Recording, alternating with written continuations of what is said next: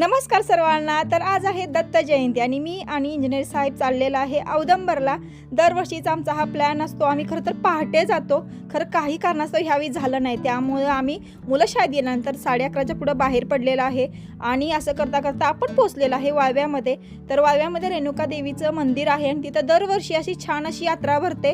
आम्ही दरवर्षी जात असल्यामुळे आम्हाला हे छान असं दर्शन होतं, यात्रा पाहायला मिळते, त्यामुळे इथलं दर्शन घेतलं आणि आम्ही पुढचा प्रवास सुरू केला।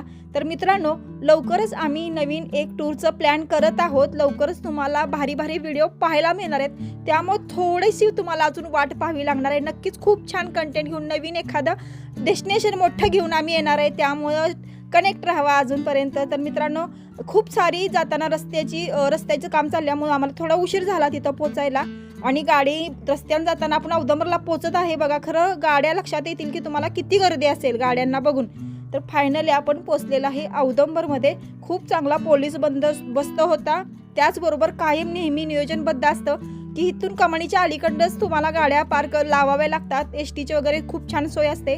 आणि हे बघा, मी आणि इंजिनियर साहेब थोडंसं तोंड पडले, कारण की मुलांशिवाय काही खरोखर आयुष्यात मज्जा नाही। मुलांना घेऊन येण्याची मज्जा असते ती कशातच नसते मित्रांनो, त्यामुळे थोडंसं नाराज होतं। खरं चला, श्री क्षेत्र औदंबरमध्ये आपण फायनली पोहोचलेलं आहे। गर्दी पाहू शकता, आपल्याला आतपर्यंत चालत जावं लागतं।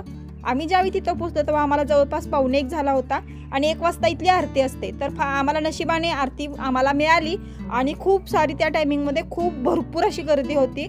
आरती आम्हाला झाल्यानंतर थोडीशी गर्दी कमी झाली, पण तोपर्यंत तर गर्दी खूप होती आणि खूप मोठी लाईन होती, त्यामुळे आम्हाला दर्शनाला खूप सारा वेळ गेला। त्यानंतर आम्ही दर्शनाला गेलो। ह्या इथं महाप्रसाद सुद्धा असतो, ज्यावेळी दत्त जयंती असते किंवा पौर्णिमा असते त्यावेळी तो खूप मोठा महाप्रसाद असतो।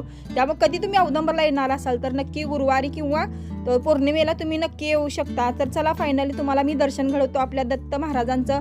अवधूत चिंतन श्री गुरुदेव दत्त। खूप साऱ्या गर्दीतून हा व्हिडिओ बनवला मित्रांनो, घ्या फायनली दर्शन दत्त महाराजांचं।